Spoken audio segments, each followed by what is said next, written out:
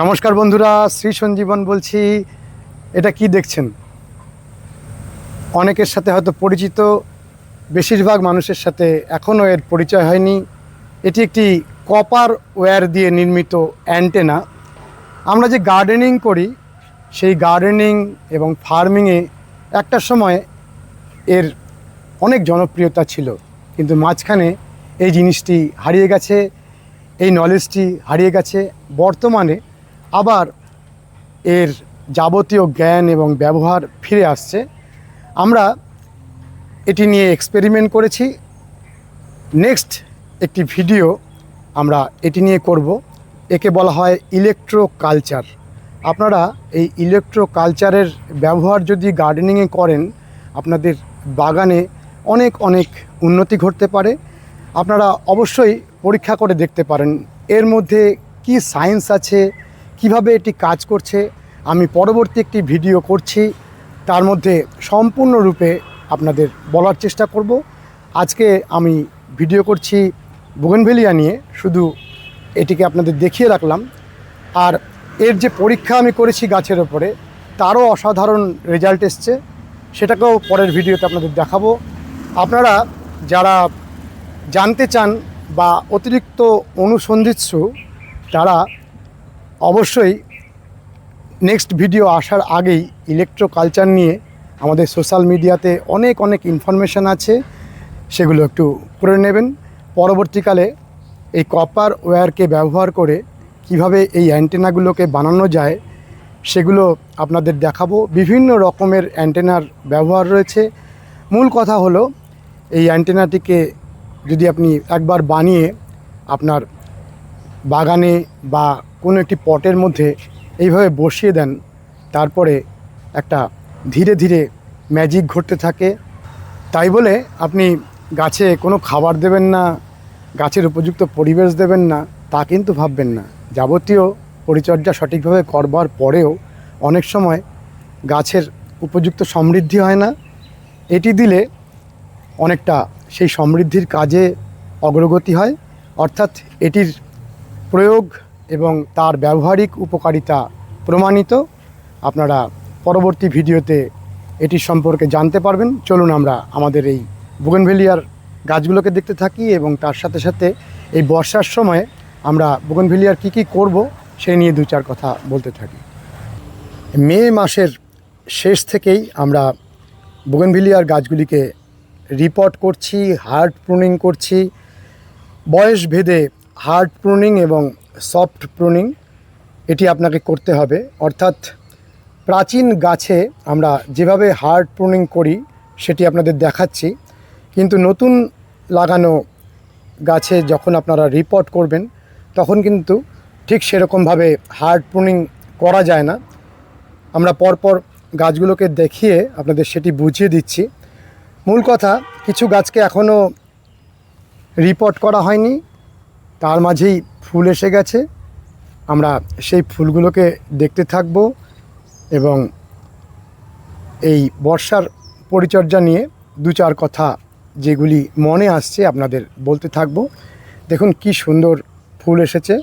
যদিও বুগেনভেলিয়ার মূল যে ফুলের সময়, সেই সময় ফুলগুলোর মাঝে যে রং এবং রূপ থাকে এই গাছটির মাঝে সেটি নেই, এবং তার সাথে সাথে এই গাছটির পটের মধ্যে সেরকম কোনো খাদ্যও নেই। তার ফলে এই ফুলের যে রং রূপ কিছুটা ম্রিয়মাণ। আমি আপনাদের আগের ভিডিওতে ঠিক বর্ষা আসার আগের মুহূর্তে তীব্র গরম এবং প্রখর সূর্যালোকের মাঝে বুগেনভেলিয়া গাছগুলিতে কি দেবেন সেটি জানিয়েছিলাম।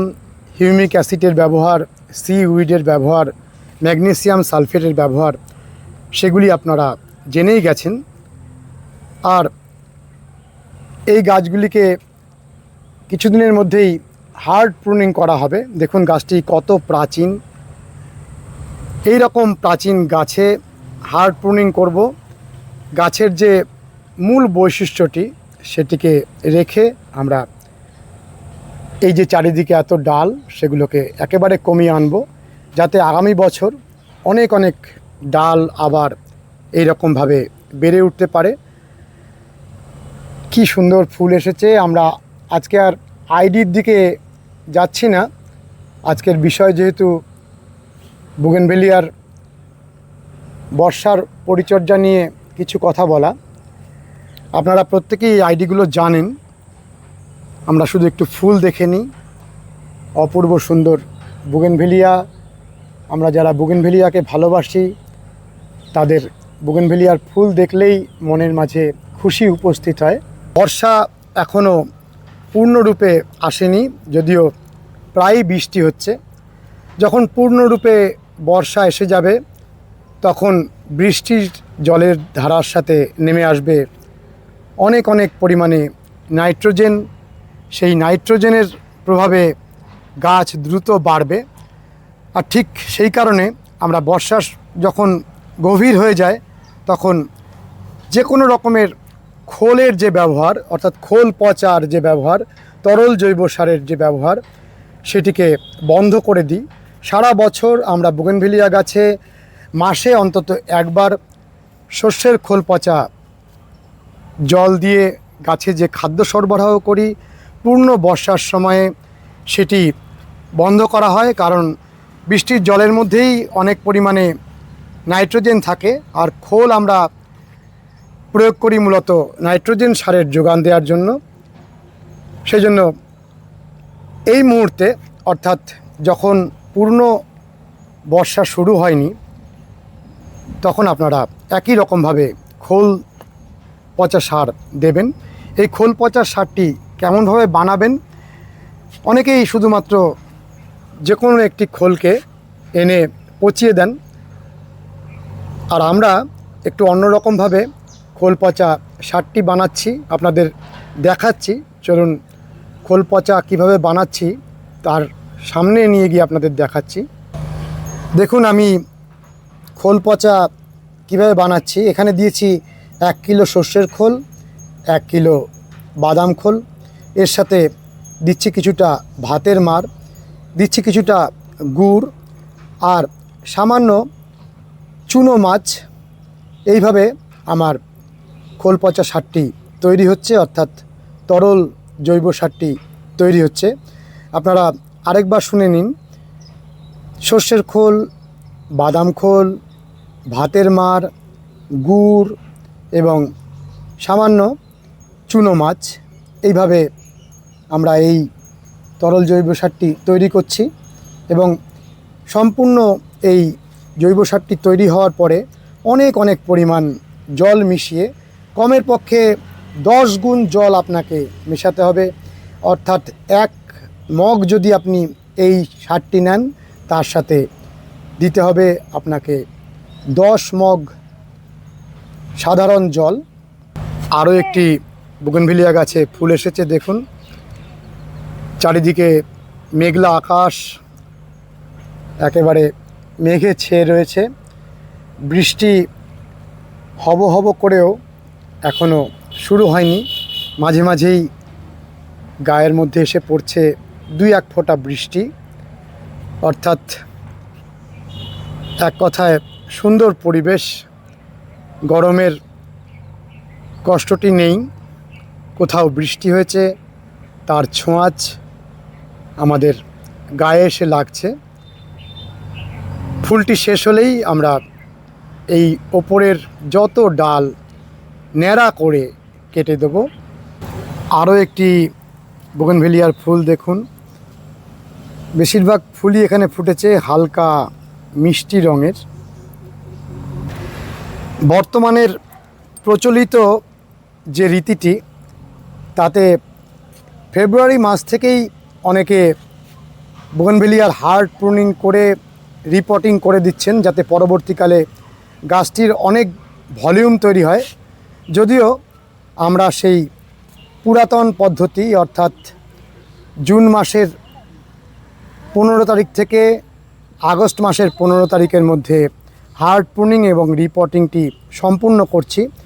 কারণ মার্চ মাসে, এপ্রিল মাসে বুগেনভেলিয়ার যে ফুলগুলো আসে, ফেব্রুয়ারি মাসে যদি আপনারা হার্ড প্রুনিং করে গাছগুলোকে রিপোর্টিং করেন, তাহলে সেই ফ্লাশগুলো আর দেখা হয়ে ওঠে না। সেই কারণেই আমরা এই পদ্ধতিটি করছি, যাতে যাতে জুন মাসের 15 তারিখ থেকে আগস্ট মাসের 15 তারিখের মধ্যে আমরা রিপোর্টিং করলে আগামী বছরের হয়তো গাছের ভলিউম অনেক অনেক পরিমাণে বাড়বে না, তবে নিয়মিত যদি আপনি ছাঁটাই করেন এবং গাছগুলোকে শেপ দেন তাহলে যথেষ্টই ভালো ভলিউমের বুগেনভেলিয়া আপনি পাবেন। জুন মাসের শুরুতে আমরা এই গাছগুলিকে হার্ড প্রুনিং করে রিপোর্টিং করেছি। কেমনভাবে হার্ড প্রুনিং করেছি দেখুন, অনেক প্রাচীন গাছ, সেই গাছগুলিকে একেবারে ভারী ছাঁটাই যাকে বলে, এবং তারপরে প্রত্যেকটি গাছ বেঁচে গেছে, একটিও গাছ মরেনি। আর প্রত্যেকটি গাছ থেকে এই রকম সুন্দর পাতা বেরোচ্ছে। এইবারে আমাদের কাজ হলো এই ডালগুলো একটু শক্ত হলে আবারও একে প্রুন করে দেয়া, যাতে সেই ডালগুলো থেকে আবারও সুন্দর ডাল বেরোয়। আমরা আজকে অনেক গাছে ভরে পাতা এসেছে, সেগুলোকেও দেখাচ্ছি এবং আপনাদের সামনেই কিছু গাছকে প্রুন করছি। যেমন ধরুন এই গাছটি, এই মুহূর্তেই এই গাছটিকে প্রুন করবার দরকার, কারণ এই ডালগুলো বেশ শক্ত হয়ে গেছে। যখন নতুন কচি ডালগুলো বেরোচ্ছে সেই সময়ে আপনি যদি প্রুন করেন, পরবর্তী ডালগুলো আসতে অনেক বেগ পেতে হবে গাছকে।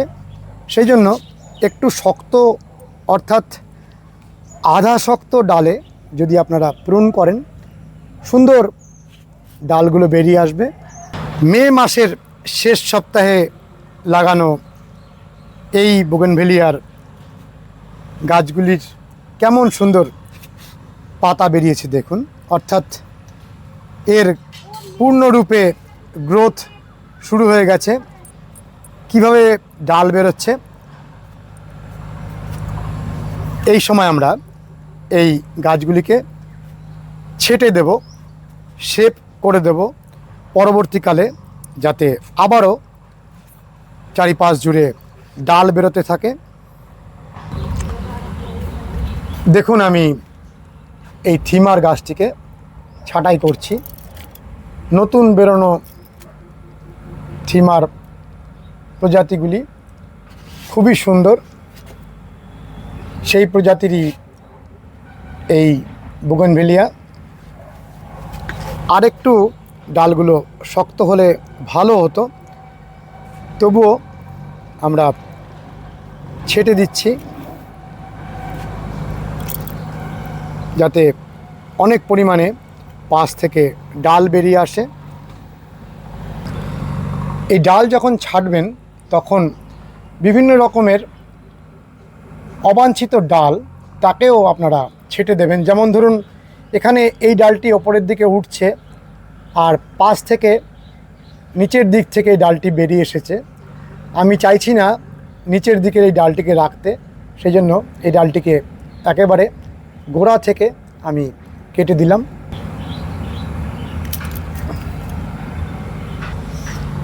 এবং পুরাতন নিচের দিকের পাতা, যেখানে রোদ পৌঁছাচ্ছে না, সেই পাতাগুলোকেও আমরা কেটে দিচ্ছি। আর একটা বিষয় আপনারা মাথায় রাখবেন, এই বর্ষার সময় যদি আপনারা জমিতে টবগুলোকে রাখেন, তাহলে যখন বৃষ্টির জল মাটিতে এসে পড়ে, সেই মাটিতে পড়ার পরে আবার ছিটকে কিছু মাটির কণা নিয়ে এই পাতার তলাতে এসে আটকে যায়, এবং বৃষ্টির পরেই পরের দিন সকালে আপনি হয়তো খেয়াল করলেন না, সেই মাটির ছিটেগুলো পাতার তলায় আটকে থাকলো। আপনি যদি এইভাবে গাছগুলোকে রেখে দেন, তাতে অনেক পরিমাণে ফাঙ্গাসের আক্রমণ হওয়ার সম্ভাবনা থাকে। আপনারা চেষ্টা করবেন যখন সুযোগ পাবেন এই পাতার তলার যে মাটির ছিটেগুলো সেগুলোকে ভালো করে ধুয়ে দিতে, তাহলে অনেক কম পরিমাণে আপনাদের ফাঙ্গিসাইড ব্যবহার করতে হবে। অর্থাৎ আমরা প্রয়োজন অপ্রয়োজনে অনেক সময় অকারণেই অনেক কিছু প্রয়োগ করি। সেক্ষেত্রে যদি একটু প্রাকৃতিকভাবে এই পরিষ্কার পরিচ্ছন্নতার দিকগুলোকে আমরা নজর দিই, তাহলে অবশ্যই গাছের স্বাস্থ্য ভালো থাকবে। পুরাতন মোটা পাতাগুলোকে ফেলে দিচ্ছি যাতে নতুন পাতাগুলো দ্রুত বাড়তে পারে, নতুন ডালগুলো বাড়তে পারে। আগের গাছটি ছিল চারা গাছ, চারা গাছের রিপোর্টিং, আর এটি একটি বয়স্ক গাছ। এই গাছটি রিপোর্টিং হয়েছে। রিপোর্টিং হওয়ার পরে অনেক ডাল বেরিয়েছে। এক্ষেত্রে আমরা কিন্তু সঠিক ডালগুলো পাচ্ছি এবং সমানভাবে প্রত্যেকটি ডালকে আমরা ছেটে দিচ্ছি, দেখুন। আর এই যে কিছু ডালে ফুল চলে এসেছে, অবশ্যই আমরা এই ফুলগুলোকে কেটে ফেলবো। আমরা আর ফুল নেব না। সব সময়ের জন্য আমাদের মূল লক্ষ্য থাকবে গাছের গ্রোথের দিকে, তাই আমরা ফুল নেব না। চারিপাশে মেঘের গর্জন শুরু হয়ে গেছে, দেখুন বৃষ্টি আসছে। আমি দ্রুত এই গাছটিকে ছেটে আজকের মতো ভিডিও শেষ করছি। আমরা এই মাটিটির মধ্যে দিয়েছি মাইক্রোরাইজা অর্থাৎ বেনিফিশিয়াল ফাঙ্গি, যাতে এই মাটিতে উপস্থিত সকল খাদ্যকণা গাছের শিকড়ের সাথে সম্পর্কিত হয়ে সম্পূর্ণ মাটিটার মধ্যে যা খাবার রয়েছে তা গাছের কাছে পৌঁছে যেতে পারে। আমরা আগে অনেকবার বলেছি, আপনারা বেনিফিশিয়াল ফাঙ্গি বর্তমানে সহজলভ্য, সেগুলিকে মাটিতে ব্যবহার করুন। এতে মাটির স্বাস্থ্য অবশ্যই ভালো হবে।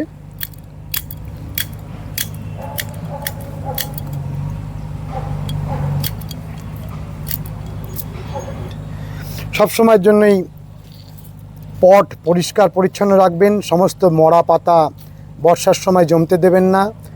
মরা পাতা থেকে শুরু করে যাবতীয় ময়লা জমে থাকলে বর্ষায় ফাঙ্গাসের আক্রমণ হতে পারে।